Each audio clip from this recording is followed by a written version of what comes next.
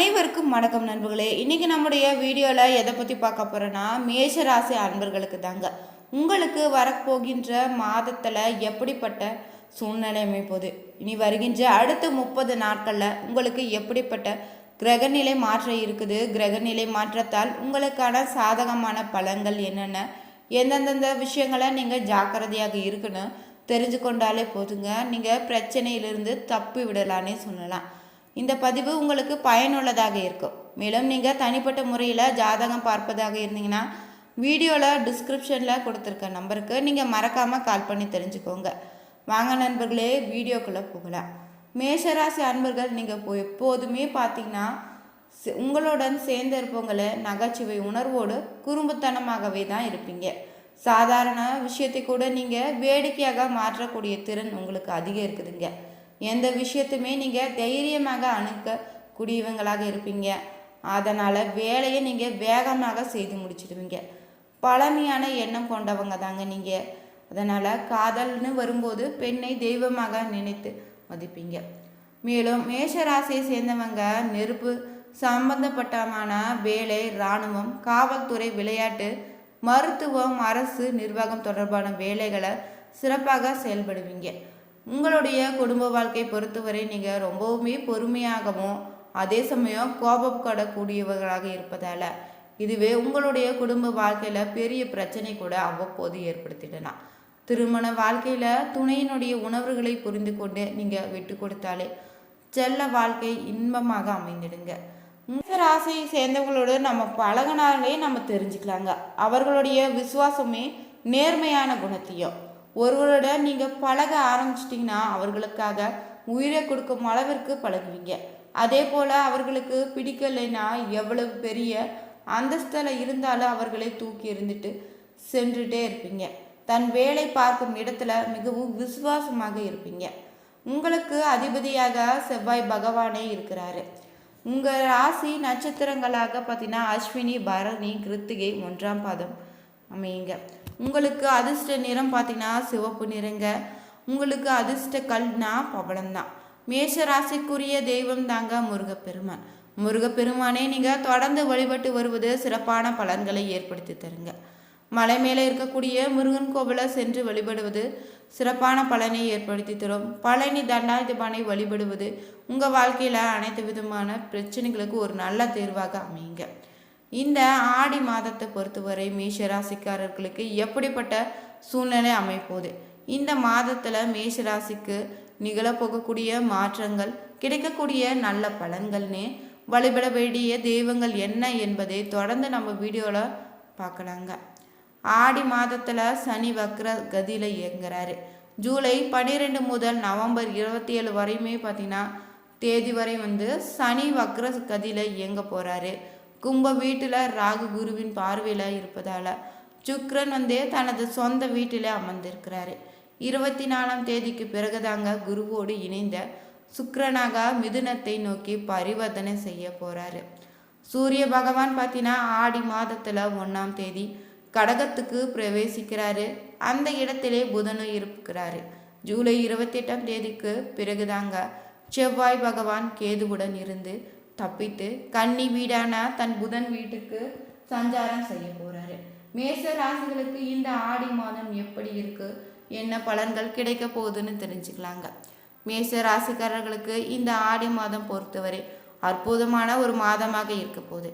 இதுவரை இல்லாத அளவுக்கு தன்னம்பிக்கை உங்களுக்கு அதிகரித்திடுங்க. 2ஆம் வீட்டு அதிபதினு 11 10ஆம் இடத்துல சுப கிரகங்கள் 6ஆம் இடத்தை செய்யாமல் பாவ கிரகங்கள் பார்வை இல்லாமல் இருந்துச்சுன்னா வாழ்க்கையில் உங்களுக்கு அற்புதமான மாற்றம் ஏற்பட போகுது. அந்த மாதிரியான காலகட்டம் தாங்க மேஷ ராசிகளுக்கு ஆரம்பமாக போகுதுங்க. ஆடி மாதத்தில் உங்களுக்கு அனைத்து விதமான மேன்மைகளும் கிடைத்திடுங்க. ராசிநாதன் பார்த்தீங்கன்னா 5ஆம் இடத்துல கேதுவுடன் அமர்ந்திருக்காரு.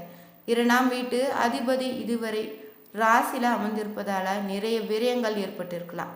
இப்போது சுக்கிர பகவான் தனது சொந்த வீட்டிலே அமர்ந்திருப்பதால் ஜூலை 24 தேதிக்கு பிறகு குருவோடு இணைய போகிறாரு. இது உங்களுடைய 3ஆம் இடத்துல நிகழக்கூடியதுங்க.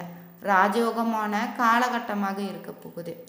ஏற்கனவே பார்த்தீங்கன்னா குரு பகவானால் தகவல் தொடர்பு நல்ல ப்ராஜெக்டுகள் கிடைத்து கொண்டு இருந்திருக்கும்.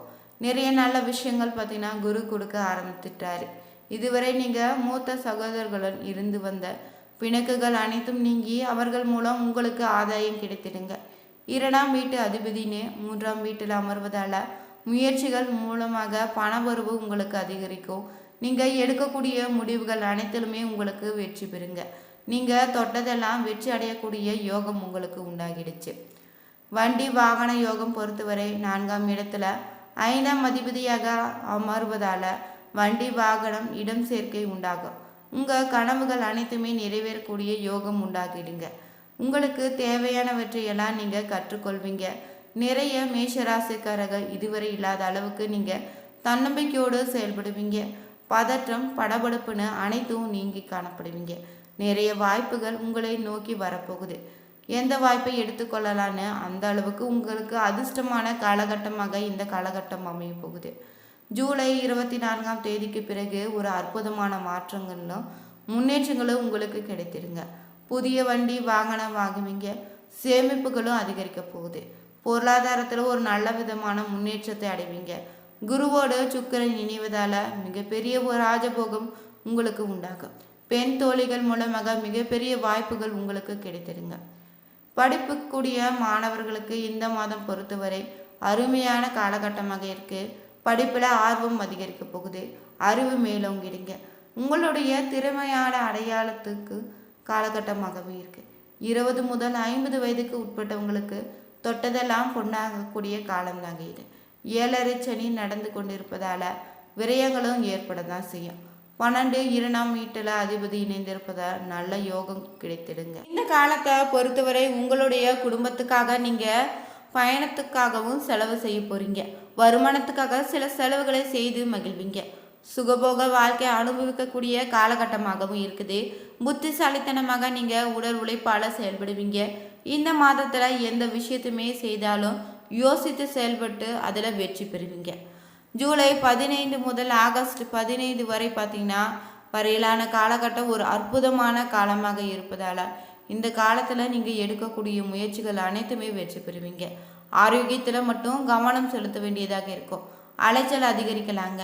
சாப்பிடும் விஷயத்தில் மிகுந்த கவனமாக இருப்பது ரொம்பவே நல்லது. மிகப்பெரிய தொழிலதிபராக மாறுவதற்கான ஒரு வாய்ப்பு இருக்குது.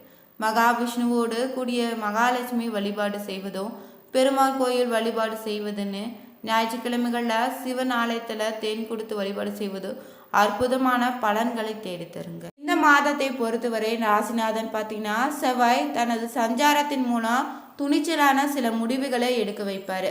உங்களுக்கு நன்மைகளை அள்ளித்தரக்கூடிய மாதமாகவும் இருக்குதுங்க. மனதில் மகிழ்ச்சியான எண்ணங்கள் தோன்றிடும்.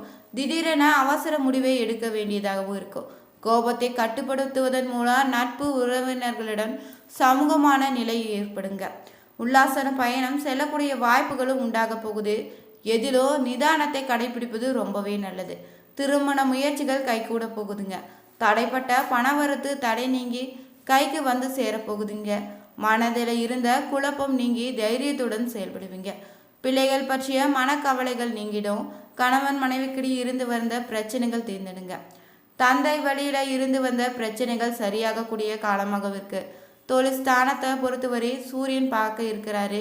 தொழில் வியாபாரத்தில் எதிர்பாராததை விட கூடுதல் லாபம் கிடைத்திடுங்க. வழக்குகளில் சுமூக முடிவுகளை வந்து சேரும். வெளிநாட்டிற்கு வேலை கல்வி தொடர்பாக நீங்கள் செல்ல எடுக்கக்கூடிய முயற்சிகள் சாதகமான பலனை தேடித்தருங்க. எதிர்ப்புகள் அகலுங்க.